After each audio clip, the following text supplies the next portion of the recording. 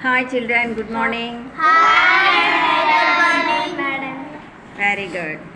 మనకి ఈ నెల ఏ నెల నవంబర్ నెల కాబట్టి మనకి 26వ తారీఖున రాజ్యాంగ దినోత్సవాన్ని జరుపుకుంటున్నాం.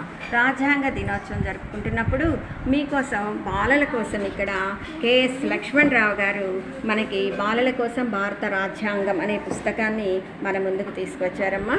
ఈ పుస్తకంలో ఫస్ట్గా మొట్టమొదటిగా బాలలు ఏమున్నాయి, ఈ బుక్లో ఏమున్నది ఏంటి అనేది ఇక్కడ ముందు మాటలో మనకు వివరించడం జరిగింది. తర్వాత భారత రాజ్యాంగం గురించి మనం ఎలా స్వతంత్రం తెచ్చుకున్నాక ఉన్న పరిస్థితులు ఏంటి, మరి దేశాన్ని పరిపాలించుకోవాలంటే ఒక రాజ్యాంగం ఉండాలి కదా అని చెప్పేసి అది ఎవరి నాయకత్వంలో ఇక్కడ ఇదంతా రాయడం జరిగింది అనేది మనకి ఇచ్చారు. ఇక్కడ వెంటనే అంబేద్కర్ గారు వచ్చారమ్మ. మనకి ఇక్కడ అంబేద్కర్ గారు రాజ్యాంగాన్ని రచించి, అక్కడ నెహ్రూ గారు ఉన్నారు కదా, వెరీ గుడ్, మీరందరూ ఉన్నారు మీకు తెలిసిన వారు. మరి వీళ్ళందరూ అంబేద్కర్ గారి సారథ్యంలో ఈ యొక్క రాజ్యాంగాన్ని రచించడం జరిగింది. తర్వాత మన దేశ చిహ్నాలను ఇక్కడ పొందుపరిచారు. జాతీయ చిహ్నాలు, త్రివర్ణ పతాకము, తర్వాత జాతీయ పక్షి, జాతీయ చిహ్నం, పుష్పం, జాతీయ జంతువు, ఇలాగా. నెక్స్ట్ పేజీకి వచ్చినట్లయితే భారత రాజ్యాంగ ప్రవేశిక, ఇక్కడ ఇదంతా కూడా మనకి తెలియజెప్పడం జరిగింది. అలానే హక్కులంటే ఏంటి, మనం పొందగలిగేవేంటి, బాధ్యతలు అంటే ఏంటి, మనం చేయవలసిన పనులేంటి, ఇవన్నీ కూడా ఇక్కడ వివరించారు. నెక్స్ట్ పేజీ చూడండి అమ్మా. నెక్స్ట్ పేజీ కనుక మీరు చూసినట్లయితే భారత రాజ్యాంగం అంటే ఏంటో కూడా ఈ పేజీలో వివరించారు కలర్ఫుల్ పిక్చర్స్ తోటి. అలానే భారత రాజ్యాంగంలో ఉన్నటువంటి పదాలకి అర్థవంతంగా ఇక్కడ రాయడం జరిగింది. ఆ పదాల యొక్క భావాలను కూడా మీకు నేను తెలియజేస్తాను. తర్వాత ఇక్కడికి వచ్చేసరికి మరి భారతదేశ ప్రజలమైన మేము అనేటటువంటి ఒక సంకేతాన్ని ఇస్తూ ఇక్కడంతా కూడా భారతదేశంలో ఉన్నటువంటి వాడుక భాషలు, జరుపుకునేటటువంటి పండుగలు, మరి సమైక్యతకి సంబంధించినటువంటి ఈ యొక్క బొమ్మలను ఇవ్వడం జరిగింది. నెక్స్ట్ ఇక్కడ భారతదేశం సర్వసత్తాక,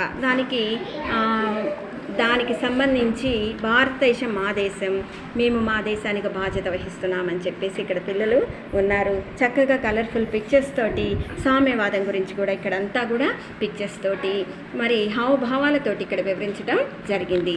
నెక్స్ట్ అలానే ఇక్కడ ముస్లిమ్స్, మిగతా అన్ని మతాల వారు ఉన్నారమ్మా. వారు చక్కగా ఎవరి మతాన్ని వాళ్ళు సంబంధించి వాళ్ళు చేసుకున్నటువంటి ప్రేయర్స్ ఇక్కడ అన్నీ కూడా పిక్చర్ రూపంలో ఇచ్చారు. అలానే పర్సంటేజ్ కూడా ఇచ్చారు, ఎవరు ఎంతమంది ఉన్నారు ఏంటి అనేది. నెక్స్ట్ పేజ్ తిప్పండి. ఇక్కడికి వచ్చేసరికి ప్రజాస్వామ్య గణతంత్ర రాజ్యము, ప్రజల కోసం ప్రజల చేత ఏర్పాటు చేయబడినది భారత ప్రజాస్వామ్య దేశం అనేది మనకి పిక్చర్ రూపంలో ఇక్కడ ఇవ్వడం జరిగింది.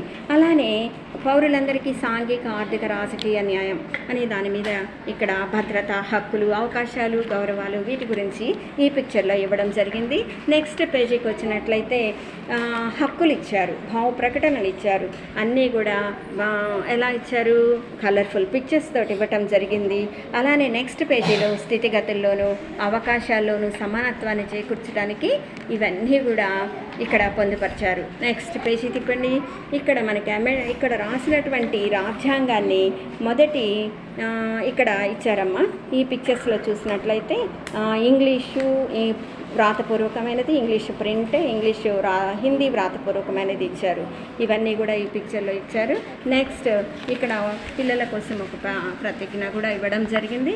నెక్స్ట్ ఇక్కడ వచ్చేసరికి ఇంకా మనం ఏమేం చేయాలి, ఏ పనులు అనేది ఫైనల్గా ఇక్కడ మనకు వచ్చేసరికి అమ్మా డాక్టర్ బాబు రాజేంద్ర ప్రసాద్ గారి అధ్యక్షతన సమావేశమయ్యి అప్పుడు అంబేద్కర్ గారి సారథ్యంలో 7 ఈ పిక్చర్ చూడండి చక్కగా, 7 సభ్యులు స్వతంత్ర భారతదేశానికి కమిటీని ఏర్పాటు చేశారు.